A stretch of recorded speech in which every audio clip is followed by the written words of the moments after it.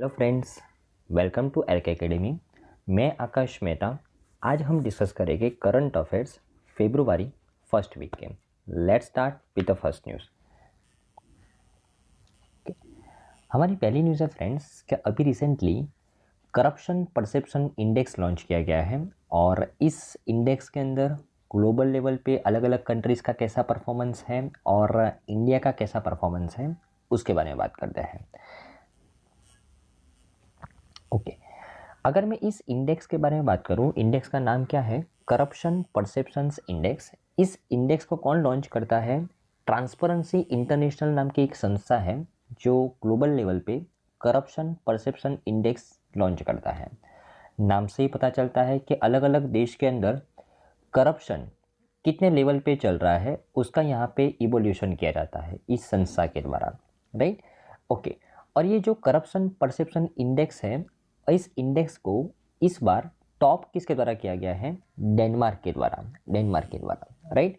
और अगर हम इंडिया की बात करें तो इंडिया का रैंक टोटल 180 कंट्री का सर्वे किया गया है, उसमें से 93rd रैंक आया है इंडिया का। अगर हम लास्ट ईयर की बात करें 2022 के अंदर, इंडिया का रैंक 85th था और इस बार 93rd रैंक आया है, मतलब इंडिया के पीछे हट हुआ है इस इंडेक्स के अंदर, बराबर ना? ओके, तो एग्जाम पॉइंट ऑफ व्यू से बहुत डायरेक्टली क्वेश्चंस बनते हैं कि भाई करप्शन परसेप्शन इंडेक्स कौन लॉन्च करता है? ट्रांसपेरेंसी इंटरनेशनल नाम की संस्था लॉन्च करती है। इस बार 180 कंट्रीज़ का सर्वे किया था और इस इंडेक्स को टॉप किया डेनमार्क के द्वारा। और इंडिया का रैंक कौन सा आया? 93rd। कभी कभार वो प्रीवियस ईयर का भी पूछ लेता है कि इंडिया का रैंक लास्ट ईयर कौन सा था, तो 85th था, वो ध्यान में रखना है, बराबर ना? ओके ओके, अगर मैं यहाँ पे आप टेबल में देख सकते हो कि टॉप 5 कंट्रीज इस इंडेक्स के अंदर डेनमार्क, फिनलैंड, न्यूजीलैंड, नॉर्वे और सिंगापुर है। 93rd नंबर पे इंडिया के साथ किसने ज्वाइन किया है? India, Kazakhstan, Lesotho and Maldives.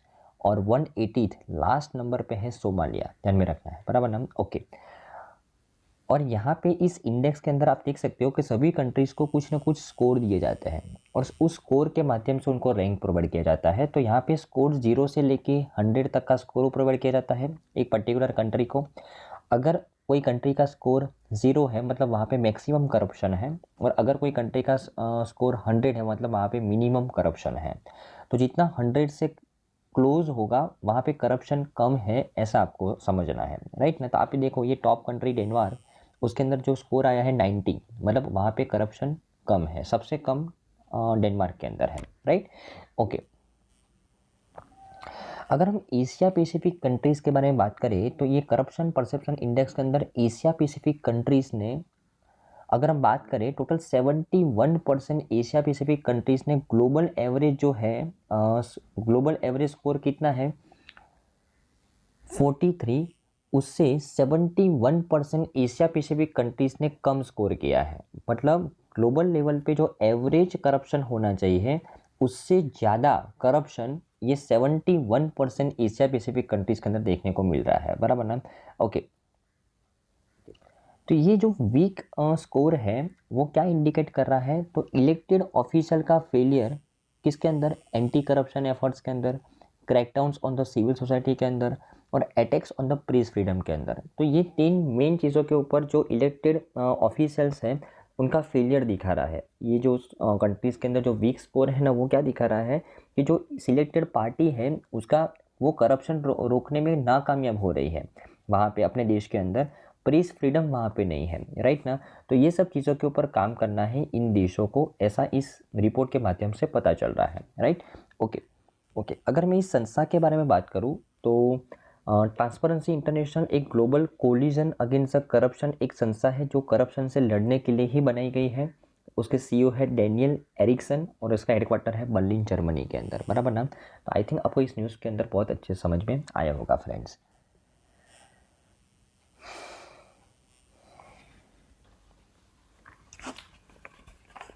चलो हमारी नेक्स्ट न्यूज़ है फ्रेंड्स कि अभी रिसेंटली उड़ीसा गवर्नमेंट के द्वारा एक स्कीम लॉन्च की गई है। स्कीम का नाम है लाभ। एक 100% state funded minimum support price scheme for the minor forest produce, बराबर है? इस स्कीम के बारे में बात करते हैं। ओके, चलो अगर मैं बात करूँ ना फ्रेंड्स, मिनिमम सपोर्ट प्राइस, आप सबको पता होगा कि मिनिमम सपोर्ट प्राइस क्या है, कि यहाँ पे फार्मर्स को उन्होंने जो भी प्रोडक्शन किया है उसके अगेंस्ट में उनको एक अच्छा खासा प्रॉफिट मिल सके, इसके लिए गवर्नमेंट के द्वारा minimum support price scheme launch किया गया था। मिनिमम सपोर्ट प्राइस के अंदर ऑब्जेक्टिव ये है कि फार्मर को जितना उसके द्वारा खर्चा किया गया है एक पाक को ग्रो करने के लिए, उससे उस खर्चे से मिनिमम 50% प्रॉफिट मिलना चाहिए, बराबर। अगर मतलब फॉर एग्जांपल 100 रुपया उसका खर्चा हुआ है कोई पाक को उगाने के लिए, तो फार्मर को जब वो मार्केट में बेचे तो उसका मिनिमम कितना रुपया मिलना चाहिए, 150 रुपया मिलना चाहिए। ओके, ये सरकार का मेन ऑब्जेक्टिव है मिनिमम सपोर्ट प्राइस को लाने का, बराबर। ओके, तो हमारे देश में आपको पता करना है कि कितने पाक के ऊपर मिनिमम सपोर्ट प्राइस मिलता है। ओके, अभी ये मिनिमम सपोर्ट प्राइस रोल कैसा प्ले करता है कि फॉर एग्जांपल कोई फार्मर है जिसने कोई चीज़ उगाई, बराबर, जिसके जो जो चीज़ वो उगा रहा है वो मिनिमम सपोर्ट प्राइस के अंडर में एलिजिबल है, राइट। और अगर उसको वो चीज़ उगाने में 100 रुपये का खर्चा हुआ, फार्मर सबसे पहले वो चीज़ मार्केट में बेचेगा, लेकिन मार्केट में जो जो इंसान उसका प्रोडक्ट परचेस कर रहा है, अगर वो मार्केट में फॉर एग्जांपल फार्मर का 100 रुपया खर्चा हुआ है लेकिन मार्केट में से उसको मैक्सिमम 130 रुपया मिल रहा है, राइट। ओके, और सरकार मिनिमम सपोर्ट प्राइस के अंडर में कितना दे रही है, 150, तो फार्मर कहाँ पे जाएगा, सरकार को बेचेगा। लेकिन अगर फॉर एग्जांपल वो व्यापारी को फार्मर के पास से वो चीज़ परचेस करनी है, तो उसको फिर फार्मर को कितना पैसा प्रोवाइड करना पड़ेगा उस चीज़ के लिए, 160, 170, मतलब फार्मर को यहाँ पे अल्टीमेटली मिनिमम कितना प्रॉफिट हो, 50% प्रॉफिट हो, ऐसा यहाँ पे प्रावधान किया गया है मिनिमम सपोर्ट प्राइस के अंडर में, राइट। ओके, ये मिनिमम सपोर्ट प्राइस पे जो गवर्नमेंट परचेस करती है अनाज को, बराबर, वो अनाज गवर्नमेंट के बिहाफ से कौन परचेस करता है, तो food corporation of India purchase करता है, फूड कॉरपोरेशन ऑफ इंडिया। इसके गोडाउन के अंदर वो अनाज स्टोर होता है, फिर वो अनाज गवर्नमेंट अलग अलग स्कीम के अंडर में डिस्ट्रीब्यूट करती है, एक्सपोर्ट करती है, राइट। ओके, लेकिन गवर्नमेंट के बिहाफ पे फूड कॉरपोरेशन ऑफ इंडिया ये अनाज को परचेस करता है, बराबर ना। ओके, चलो ठीक है, यहाँ तक समझ में आया होगा। ओके, और ये जो मिनिमम सपोर्ट प्राइस के अंडर में जो फार्मर को पैसा मिलता है, जो फार्मर को पैसा प्रोवाइड किया जाता है, वो एक सेंट्रल गवर्नमेंट और स्टेट गवर्नमेंट दोनों साथ में मिलके वो पैसा प्रोवाइड करते हैं फार्मर को, राइट ना। मतलब ये सेंट्रली स्पॉन्सर्ड स्कीम है। ओके, लेकिन अभी रिसेंटली उड़ीसा गवर्नमेंट के द्वारा एक स्कीम लॉन्च की गई है, लाभ स्कीम।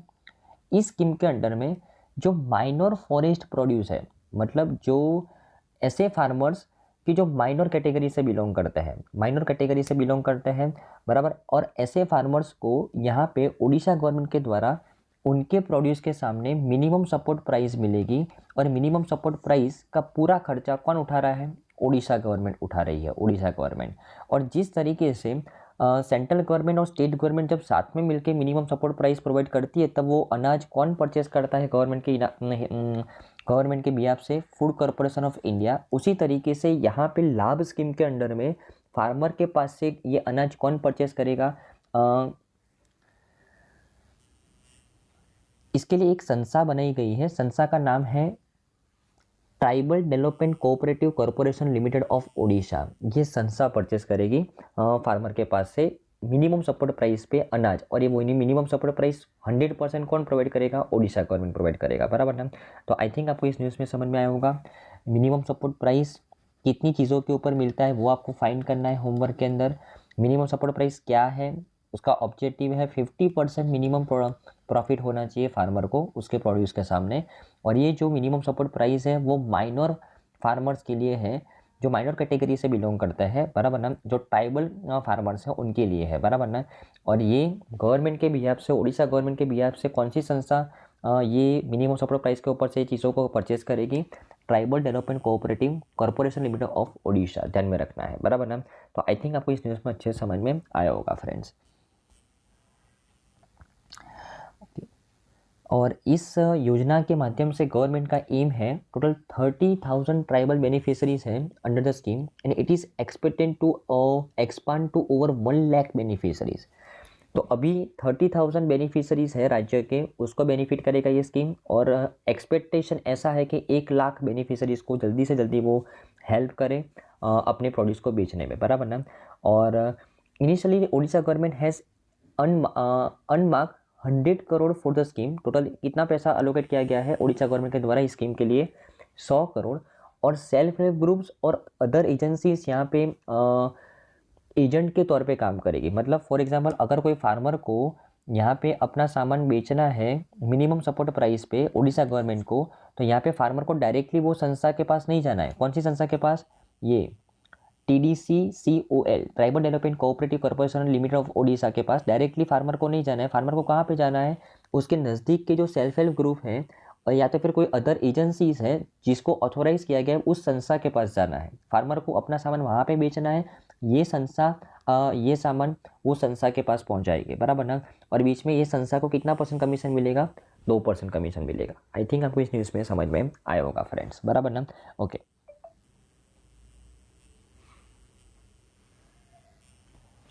हमारी नेक्स्ट न्यूज़ है फ्रेंड्स कि अभी रिसेंटली और एक रिपोर्ट लॉन्च किया गया, all India survey on higher education AISHE, all India survey on higher education 2021-22 का ये सर्वे है। और किसके द्वारा लॉन्च किया गया है? मिनिस्ट्री ऑफ एजुकेशन के द्वारा। इसके बारे में बात करते हैं।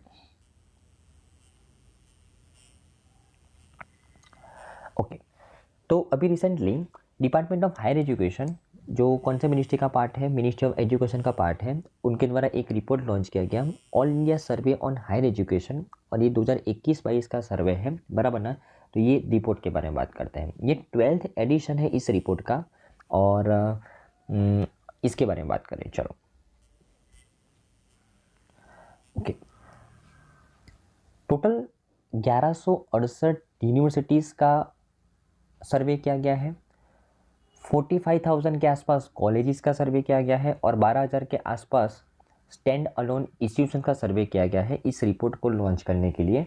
और 2021-22 का जो एकेडमिक सेशन था उसका सर्वे किया गया है, ध्यान में रखना है।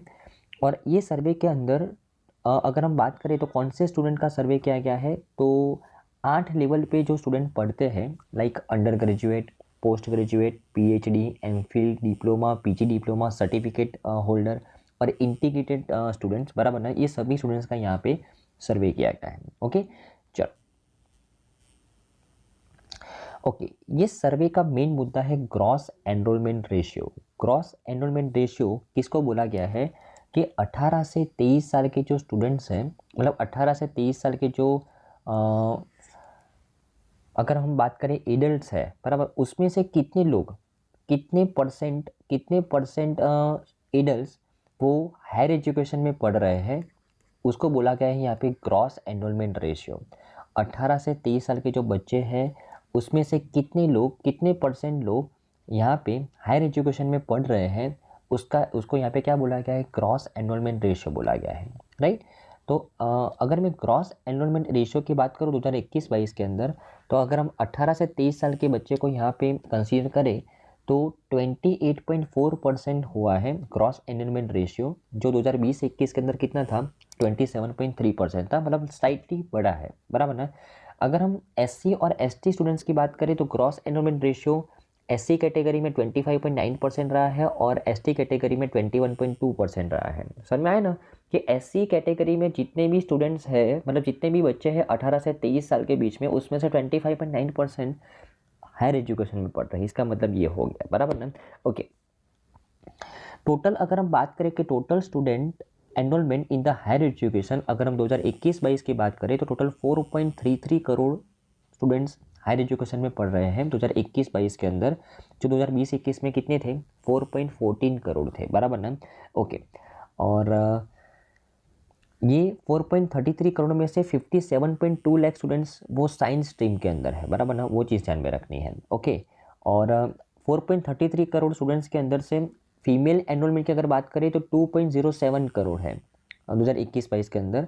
जो अगर 2014-15 के अंदर बात करते हैं, जो बेस ईयर रखा गया है, तो वहाँ पे 1.57 करोड़ फीमेल स्टूडेंट्स थी हायर एजुकेशन के अंदर। अभी 2.07 करोड़ है, मतलब बहुत इंक्रीमेंट देखने को मिला है, 32% का, ध्यान में रखना है, बराबर ना। ओके,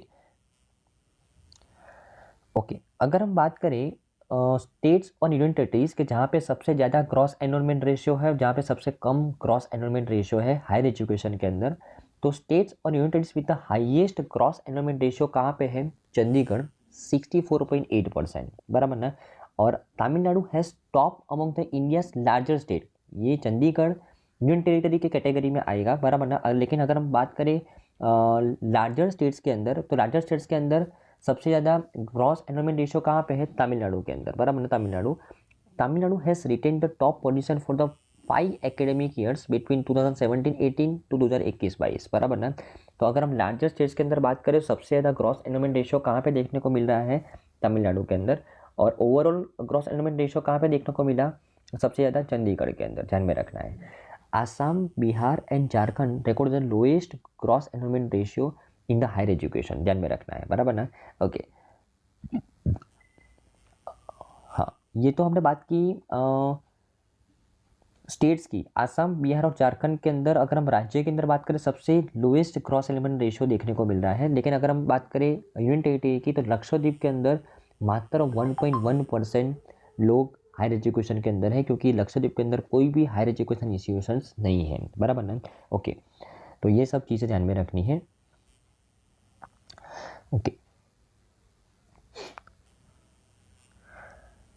और रिपोर्ट क्लियरली बोल रहा है कि एससी और एसटी स्टूडेंट्स की अगर हम बात करें, तो 2021 के अंदर एससी स्टूडेंट का एनरोलमेंट इंक्रीज हुआ है, और कितना हुआ है? 66.23 लाख, जो 2014-15 के अंदर मात्र कितना था?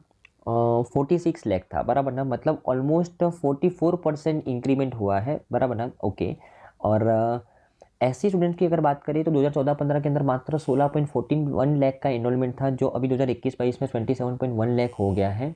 तो यहाँ पे 65.2% का इंक्रीमेंट हुआ है, बराबर ना। तो स्टूडेंट्स का एनरोलमेंट एससी एसटी कैटेगरी के एनरोलमेंट बढ़ा है, बराबर ना।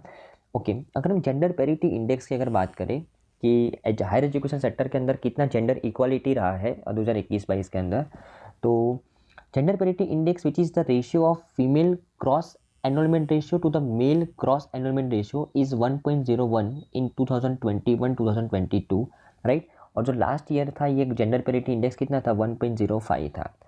इसका मतलब क्या बोल रहा है कि फीमेल का क्रॉस एनरोलमेंट रेशियो और मेल का क्रॉस एनरोलमेंट रेशियो का अगर हम रेशियो निकालें, इस रेशियो को क्या बोला गया है? जेंडर पैरिटी इंडेक्स बोला गया है। और इस पर ये रेशियो कितना रहा है? 1.01 रहा है, बराबर ना।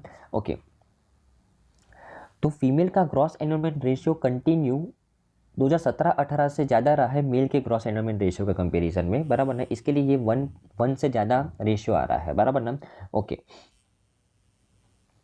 अगर हम फैकल्टी और टीचर की बात करें हायर एजुकेशन के अंदर, तो टोटल नंबर ऑफ फैकल्टी और टीचर्स इन 2021-22 15.98 लाख थे। उसमें से 56% मेल है और 43% के आसपास फीमेल है। और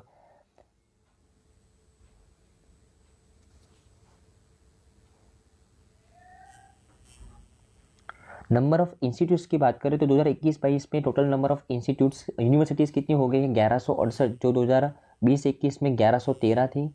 और 2014-15 के अंदर तो मात्र 341 यूनिवर्सिटीज़ थी, बराबर ना। तो इतनी ज़्यादा नंबर ऑफ यूनिवर्सिटीज़ बढ़ गई है 2014-15 से लेकर अभी तक की, बराबर ना। ओके, और नंबर ऑफ कॉलेज की अगर बात करें, तो 2021-22 में 45,000 के आसपास कॉलेज है, 2020-21 में 43,000 के आसपास थे, बराबर ना। और अगर हम 2000 ओके ओके, और अगर हम बात करें कि सबसे ज़्यादा number of college, highest number of college कहाँ पे है? यूपी के अंदर है, बराबर ना। UP has become the state with the highest number of college, right. और अगर हम डिस्ट्रिक्ट के अंदर बात करें, तो डिस्ट्रिक्ट के अंदर सबसे ज़्यादा कॉलेज कहाँ पे है? बेंगलुरु अर्बन, कर्नाटका, 1106 कॉलेजेस हैं उस डिस्ट्रिक्ट के अंदर, बराबर ना। ओके, और अगर हम इस सर्वे के बारे में बात करें फ्रेंड्स, तो ये जो एनुअल नेशनल सर्वे है वो मिनिस्ट्री ऑफ एजुकेशन के द्वारा किया जाता है 2010-11 से। और the survey classifies the institute into 3 main category, एक तो यूनिवर्सिटी लेवल पे, कॉलेज लेवल पे और स्टैंड अलोन इंस्टीट्यूशंस के लेवल पे। ये 3 मेन कैटेगरी में यहाँ पे इंस्टीट्यूशंस को क्लासीफाई किया गया इस सर्वे के अंदर। और इस रिपोर्ट के अंदर क्या कौन कौन सा डेटा यूज़ किया जाता है, तो student enrolment, data about the teachers, infrastructure information और फाइनेंशियल इन्फॉर्मेशन, ये सब डेटा को यहाँ पे ध्यान में रखा जाता है, बराबर ना। ओके, तो आई थिंक आपको इस सर्वे में अच्छे से समझ में आया होगा फ्रेंड्स। और मिनिस्टर ऑफ एजुकेशन की अगर बात करें तो यूनियन मिनिस्टर कौन है, धर्मेंद्र प्रधान, और मिनिस्टर ऑफ स्टेट है सुभाष शंकर, अन्नपूर्णा देवी और राजकुमार रंजन सिंह, बराबर ना, ध्यान में रखना है। ओके, चलो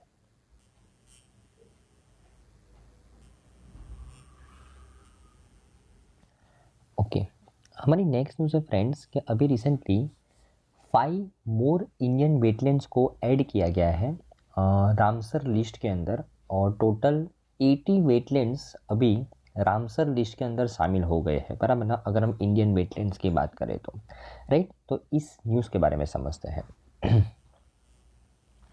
ओके, देखो सबसे पहले तो इस न्यूज़ को समझने से पहले ये रामसर लिस्ट क्या होती है उसके बारे में समझे, बराबर ना। तो एक्चुअली ईरान का एक शहर है रामसर, वहाँ पे एक मीटिंग हुई थी यूएन की, और वहाँ पे एक डिक्लेरेशन साइन हुआ था कि सभी यूएन की मेंबर कंट्रीज़ को वेटलैंड्स को प्रोटेक्ट करना पड़ेगा, वेटलैंड्स को प्रोटेक्ट करना पड़ेगा। और वेटलैंड्स को प्रोटेक्ट करने के लिए एक डिक्लेरेशन साइन किया गया जिसको बोलते हैं रामसर कन्वेंशन। और इस डिक्लेरेशन के बाद जो भी इम्पोर्टेंट वेटलैंड होते हैं ना, उनको इम्पोर्टेंस देने के लिए, अलग से प्रोटेक्शन देने के लिए एक लिस्ट अनाउंस की जाती है हर साल, और इस लिस्ट को बोलते हैं रामसर लिस्ट, बराबर ना, राइट। तो रामसर लिस्ट और कुछ नहीं, एक पर्टिकुलर देश के अंदर जो इम्पोर्टेंट वेटलैंड्स हैं, उन वेटलैंड्स को प्रोटेक्ट करने के लिए, उनको कंजर्व करने के लिए एक लिस्ट अनाउंस की जाती है यूएन के द्वारा, बराबर ना। इस लिस्ट को बोलते हैं रामसर लिस्ट, बराबर ना। ओके, अब ये वेटलैंड्स क्या होता है सर? वेटलैंड्स नाम से पता चलता है, हर एक वेट लैंड को वेटलैंड्स बोलते हैं, चाहे फिर वो कीचड़ भी क्यों ना हो, चाहे फिर वो नदी भी क्यों ना हो, चाहे फिर वो सरोवर भी क्यों ना हो, चाहे फिर वो समुद्र भी क्यों ना हो, बराबर ना। हर एक वेटलैंड को वेटलैंड्स बोलते हैं, राइट। तो ये इंपॉर्टेंट वेटलैंड्स कौन से होते हैं सर? इंपॉर्टेंट वेटलैंड्स, एक पर्टिकुलर वेटलैंड के अंदर अगर बहुत सारी बायोडाइवर्सिटी है, बहुत सारे अलग अलग प्रकार के जीव रहते हैं, तो उस पर्टिकुलर वेटलैंड को प्रोटेक्ट करना पड़ता है, क्योंकि अगर उस वेटलैंड को कुछ हो गया तो बहुत सारी बायोडाइवर्सिटी एक साथ उनको कुछ हो जाएगा, राइट ना। ओके, तो रामसर लिस्ट के अंदर एक ऐसे वेटलैंड्स कि जहाँ पे बहुत सारी बायोडाइवर्सिटी एक साथ रहती है, उनको प्रोटेक्ट करना होता है, बराबर ना। ओके,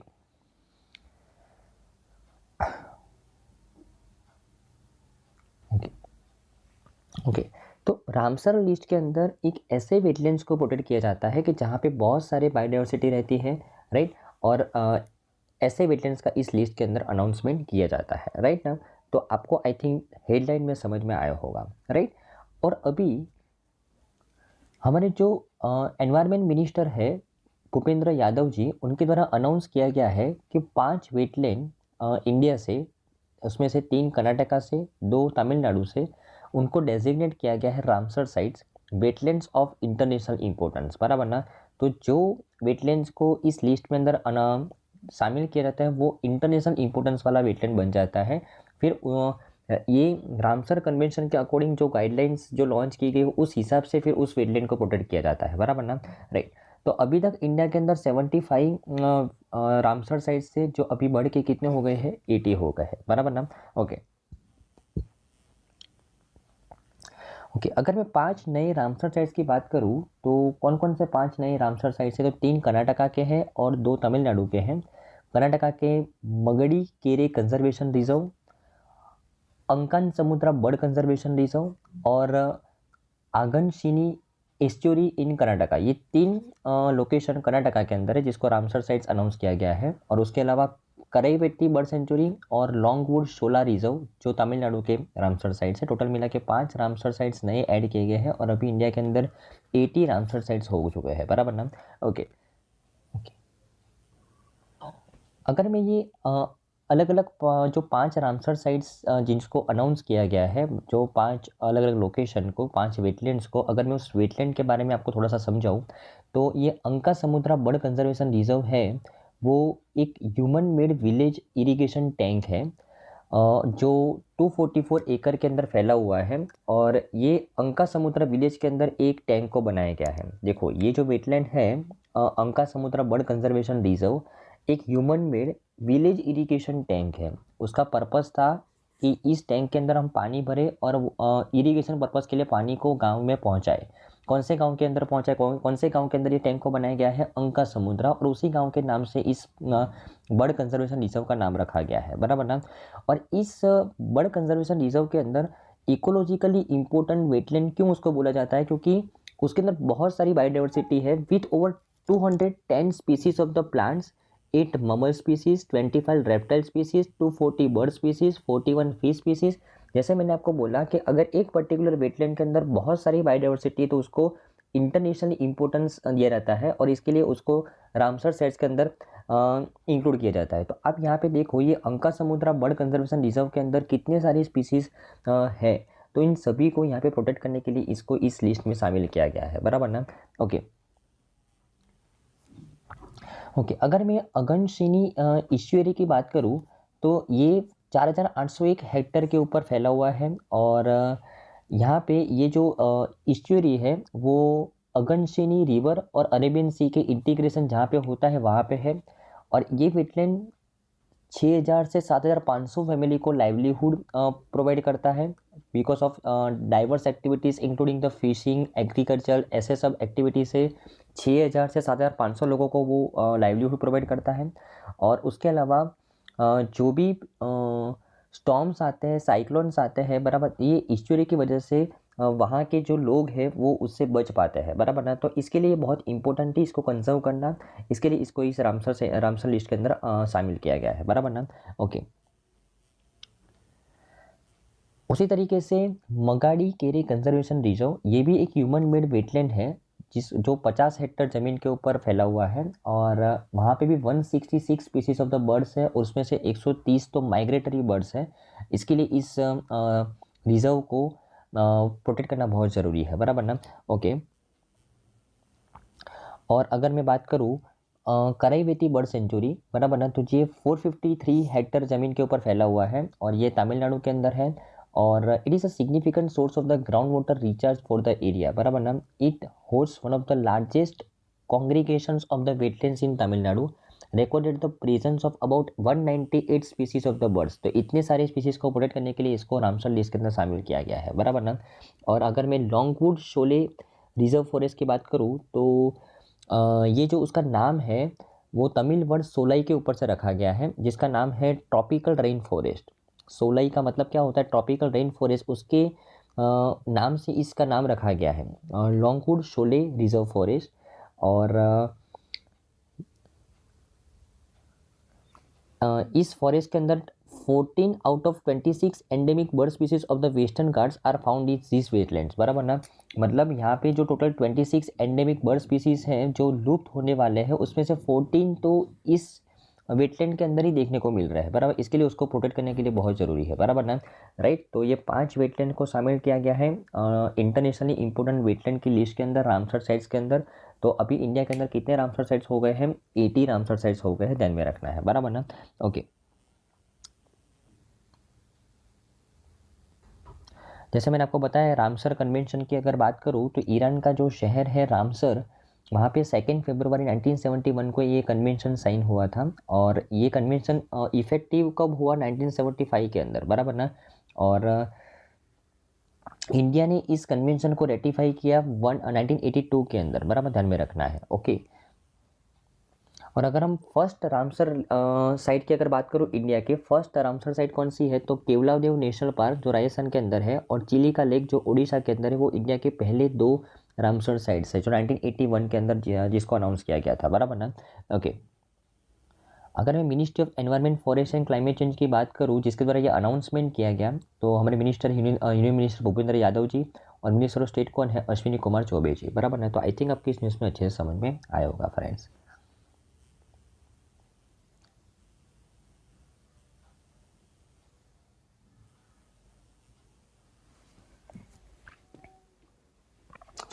हमारी नेक्स्ट न्यूज़ है फ्रेंड्स कि अभी recently Reserve Bank of India ने बेयर किया पेटीएम पेमेंट बैंक को to offer services of the bank, बराबर ना। इसके बारे में बात करें तो आरबीआई ने रिसेंटली अपना पावर का यूज़ करके, कौन सा पावर का, तो powers under the section 35A of banking regulation act 1949, उस पावर का यूज़ करके पेटीएम पेमेंट बैंक लिमिटेड को बैन किया है और उसको बोला है कि आपको अभी कोई भी नए कस्टमर्स को ऑनबोर्ड नहीं करना है फ्रॉम इमीडिएट इफेक्ट, बराबर ना। ओके, तो यहाँ पे आप कंफ्यूज मत होना फ्रेंड्स, यहाँ पे Paytm it is a different thing. आप जो यूज़ कर रहे हो टिकट बुक करने के लिए वगैरह, वो एक प्रीपेड पेमेंट इंस्ट्रूमेंट है, एक वॉलेट है, बराबर ना। ये Paytm is a different thing और Paytm payment bank is a different thing, बराबर ना। ओके, ये पेटीएम पेमेंट बैंक एक बैंक है, पेमेंट बैंक है। ये Paytm just prepaid payment instrument है, बराबर ना, एक वॉलेट है, राइट। ओके, तो ये Paytm is a different thing और Paytm payment bank is a different thing. तो यहाँ पे जो रोक लगाई गई है वो पेटीएम पेमेंट बैंक के ऊपर लगाई गई है, बराबर ना, वो ध्यान में रखना है। और उसको अपनी बैंकिंग सर्विस मतलब उसको नए कस्टमर्स को ऑनबोर्ड करने के लिए इमीडिएट इफेक्ट से ना बोला गया है, बराबर ना, राइट। तो ये क्यों ऐसा एक्शन लिया गया आरबीआई के द्वारा, तो एक्चुअली रिपोर्ट्स के अंदर मालूम पड़ा रिजर्व बैंक ऑफ इंडिया को कि पेटीएम पेमेंट बैंक के अंदर जो वो कस्टमर को ऑनबोर्ड करती है वो केवाईसी के नॉर्म्स को कंप्लायंस किए बिना सभी कस्टमर्स का अकाउंट उसने खोला है पेटीएम पेमेंट बैंक ने, बराबर ना। केवाईसी के लिए जो डॉक्यूमेंट्स चाहिए उस डॉक्यूमेंट्स के बिना उसने बहुत सारे कस्टमर्स का अकाउंट खोला है, ऐसा रिपोर्ट के अंदर पता चला है रिजर्व बैंक ऑफ इंडिया को। और उसके अलावा एक व्यक्ति के पान कार्ड के ऊपर बहुत सारे अकाउंट लिंक हैं, मतलब उस व्यक्ति को फॉर एग्जांपल पता ही नहीं है कि उस व्यक्ति का पान कार्ड कोई दूसरे अकाउंट से भी लिंक है जो पेटीएम के ऊपर खुला हुआ है, बराबर ना, राइट। तो यहाँ पे ऐसे बहुत सारे मामले सामने आए आरबीआई के सामने, इसके लिए इमीडिएट इफेक्ट से, बराबर ना, आरबीआई ने बैन कर दिया पेटीएम पेमेंट बैंक की सर्विस को, बराबर ना। ओके, और आरबीआई ने क्या डायरेक्शन दिया है, तो नो एडिशनल डिपॉजिट्स और credit transactions are allowed except for interest, cashback और रिफंड्स आफ्टर February 29, 2024। आरबीआई ने बोला है कि 29 फरवरी 2024 के बाद कोई एडिशनल डिपॉजिट नहीं होगी, पेटीएम पेमेंट बैंक के अंदर कोई लोन नहीं प्रोवाइड करेगा। जस्ट अगर कोई कस्टमर ने पैसा जमा करके रखा है उसको इंटरेस्ट मिलने वाला होगा, कैशबैक मिलने वाला होगा, तो वो मिलेगा 29 फरवरी 2024 के बाद, बराबर ना। ओके, और उसके अलावा जो कस्टमर के अकाउंट्स के अंदर से जो विड्रॉवल है including the saving, current, prepaid instrument, FASTag, national common mobility cards are permitted without the restrictions, बराबर ना। तो अकाउंट्स के अंदर से विड्रॉवल तो हो पाएगा, विड्रॉवल हो पाएगा सेविंग्स अकाउंट के अंदर से, करंट अकाउंट के अंदर से, प्रीपेड इंस्ट्रूमेंट जो पेटीएम का वॉलेट है वहाँ से भी आप विड्रॉ कर पाओगे, फास्टैग का भी आप यूज़ कर पाओगे, लेकिन आप पैसा डिपॉजिट नहीं कर पाओगे और लोन नहीं ले पाओगे, बराबर ना, राइट। ओके, तो आई थिंक आपको इस न्यूज़ में समझ में आया होगा कि पेटीएम पेमेंट बैंक के ऊपर क्यों आरबीआई ने रोक लगाई है और क्यों उसकी सर्विसेज को बैन किया है और कौन से डायरेक्शन उसको प्रोवाइड किए हैं, बराबर ना। ओके, और अगर मैं आरबीआई के बारे में बात करूँ फ्रेंड्स, तो गवर्नर है शक्तिकांत दास, डेप्यूटी गवर्नर है 4, स्वामीनाथन जानकी रामन, माइकल पात्रा, एम राजेश्वर राव और टी रविशंकर। 1 अप्रैल 1935 को उसका एस्टेब्लिशमेंट हुआ और हेडक्वार्टर कहाँ पे है, मुंबई महाराष्ट्र के अंदर, बराबर ना। तो आई थिंक आपको इस न्यूज़ में अच्छे से समझ में आया होगा फ्रेंड्स।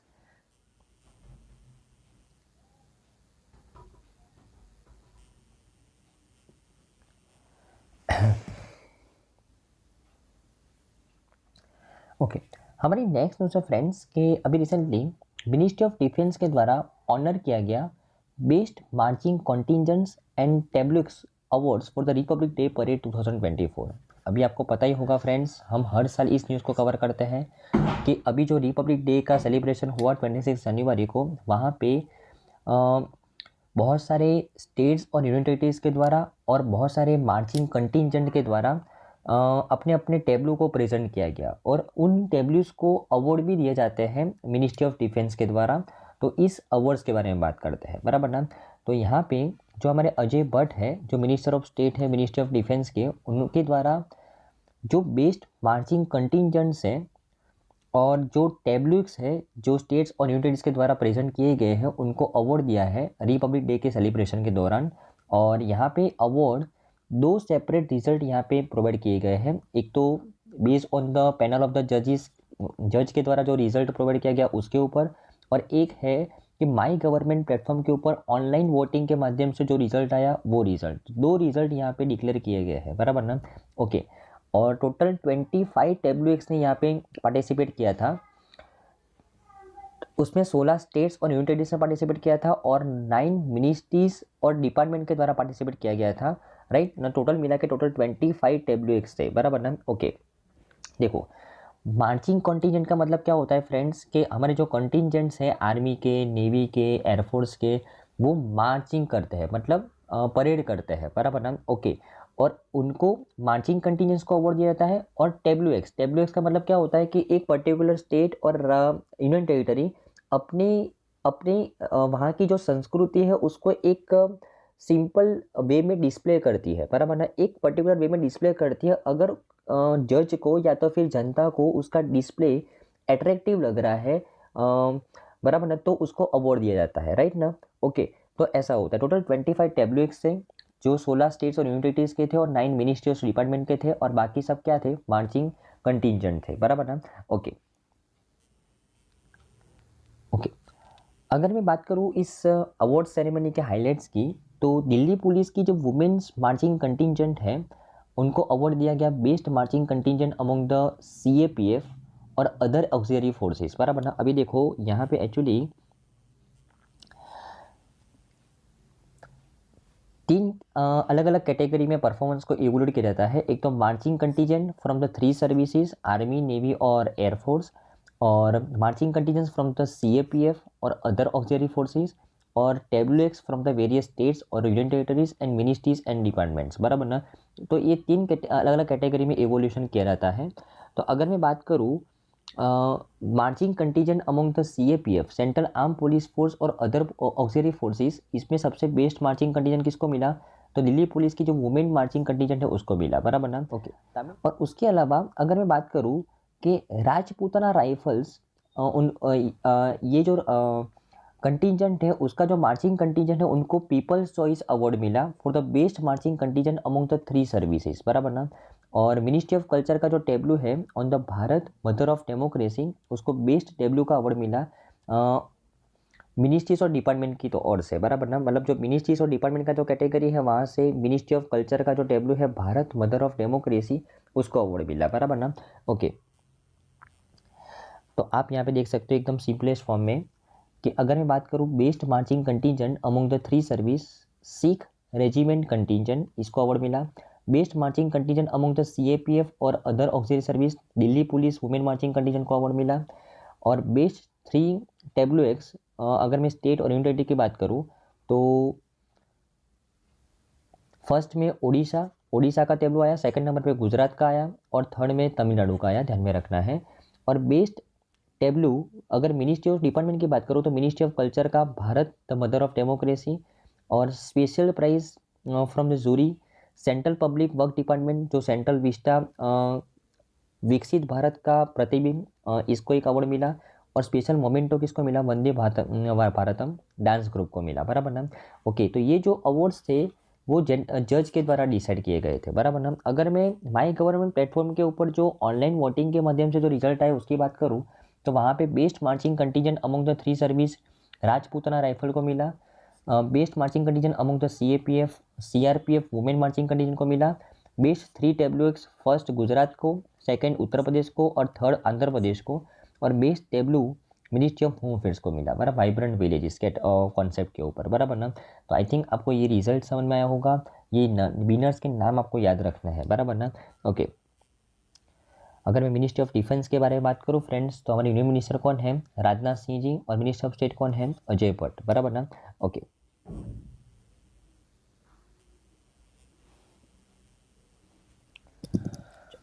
ओके, हमारी नेक्स्ट न्यूज़ है फ्रेंड्स कि अभी रिसेंटली महाराष्ट्र, तमिलनाडु और Haryana finish the first, second and third in Khelo India Youth games 2023, इसके बारे में बात करें, बराबर ना।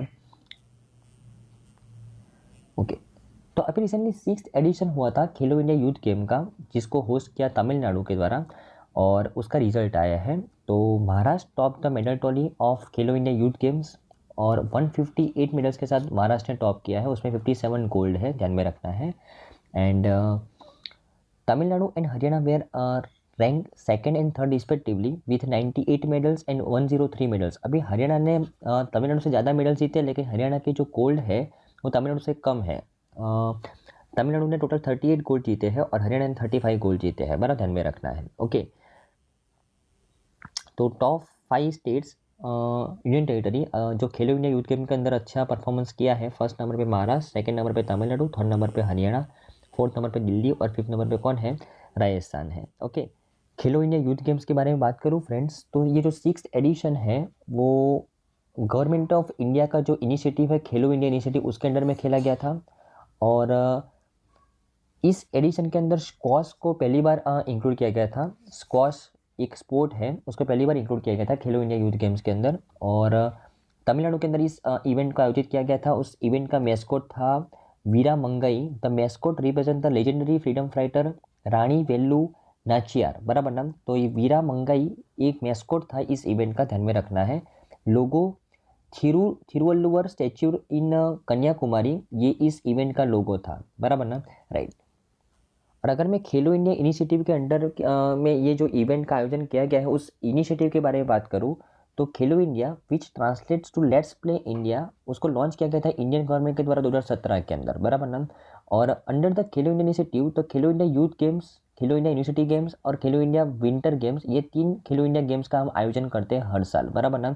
और खेलो इंडिया पैरा गेम्स को भी इंट्रोड्यूस किया गया है। टोटल 4 खेलो इंडिया गेम्स का हम हर साल आयोजित करते हैं। और इस बार खेलो इंडिया यूथ गेम के अंदर कौन विजेता बना, महाराष्ट्र विजेता बना, वो आपको ध्यान में रखना है, बराबर ना। तो आई थिंक आपको इस न्यूज़ में अच्छे समझ में आया होगा फ्रेंड्स।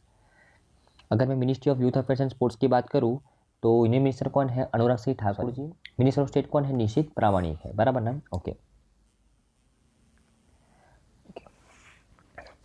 हमारी नेक्स्ट न्यूज़ है फ्रेंड्स कि अभी recently insurance regulatory development authority of India के द्वारा ऐसा बोला गया है कि हेल्थ इंश्योरेंस कवर के अंदर आयुष के ट्रीटमेंट को अभी शामिल किया जाएगा। कब से, 1 अप्रैल से, बराबर ना। तो उसके बारे में बात करें तो एक सिंपल न्यूज़ है कि अभी recently insurance regulatory development authority of India के द्वारा एक गाइडलाइन लॉन्च की गई है कि अभी इंश्योरेंस कंपनीज को अपने इंश्योरेंस कवर के अंदर आयुष की ट्रीटमेंट को भी कवर करना पड़ेगा, बराबर ना, अपने हेल्थ इंश्योरेंस पॉलिसीज़ के अंदर, बराबर ना। और ये कब से इफेक्टिव होगा, 1 अप्रैल 2024 से इफेक्टिव होगा। इसके लिए गाइडलाइंस लॉन्च की गई है इंश्योरेंस कंपनी के लिए, किसने, insurance regulatory development authority of India के द्वारा। कौन से एक्ट के अंडर में, तो section 42B of the IRDAI act 1999 के अंडर में ये गाइडलाइन लॉन्च की है insurance regulatory authority of India के द्वारा, बराबर ना, राइट। ओके, तो इस गाइडलाइंस के अंदर किस तरीके से इंश्योरेंस कंपनीज को आयुष ट्रीटमेंट को ऐड करना है, कौन कौन सी ट्रीटमेंट को ऐड करना है, वो सब स्टैंडर्ड ऑपरेटिंग प्रोसीजर्स यहाँ पे इस गाइडलाइन के अंदर दी है, जो हमारे एग्जाम पॉइंट ऑफ व्यू से इंपॉर्टेंट नहीं है। हमारे एग्जाम पॉइंट ऑफ व्यू से इंपॉर्टेंट क्या थी कि भाई अभी रिसेंटली IRDAI के द्वारा आयुष मिनिस्ट्री आयुष के ट्रीटमेंट को इंश्योरेंस पॉलिसीज़ के अंदर ऐड करने के लिए बोला गया है, बराबर ना। और अगर मैं IRDAI की बात करूँ तो चेयरपर्सन कौन है, देवाशीष पांडा।